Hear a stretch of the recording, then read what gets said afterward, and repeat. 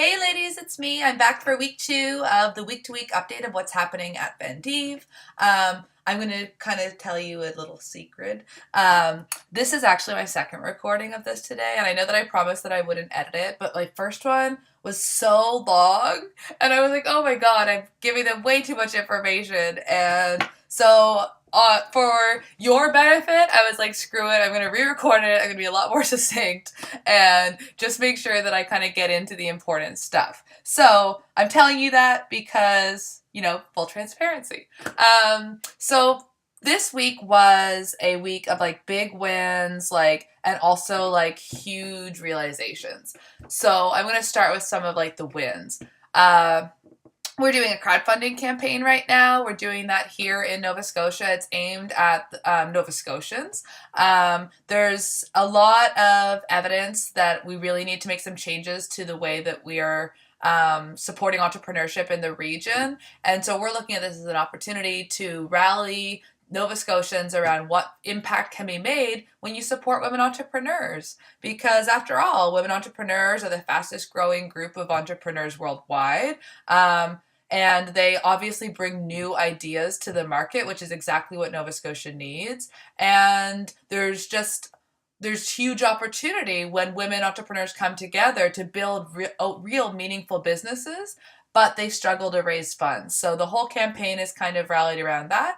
And there's a link to the video in this blog post. And if you want to check that out, you'll get a sense for the story that we're telling and why it makes so much sense to tell this story here in Nova Scotia.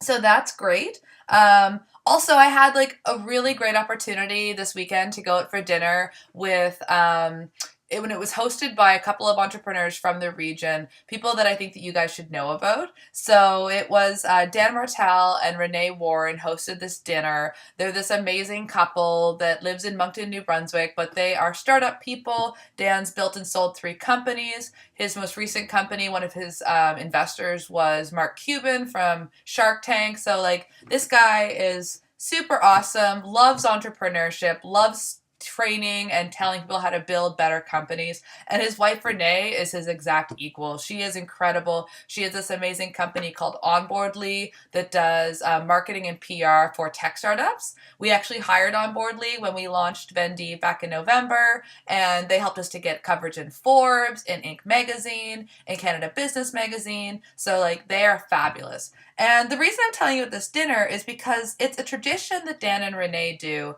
and it really just speaks to something that's like so core in building a business. And so they'll often go to a new city and get together with a group of entrepreneurs there. And the reason is that they really see that like building out your network and giving back and building relationships with other entrepreneurs is so critical in building your own business. So one of Dan's sayings is that your network is your net worth. And I think that he's really a true testament to this. I mean, he's had Mark Cuban as an investor. He's hung out on Richard Branson's island. He's just an amazing example of what happens in entrepreneurship when you give as much as you can. So check out Dan and Renee. They're awesome. So that was a great part to the week. I also had kind of some hard things happen this week. Some hard conversations with my co-founder about like where we're at in the business, what we want to do going forward. I also had some realizations that in the last couple of years, there have been moments when rather than trusting my gut and doing what I felt in my core was the right thing to do for the business, I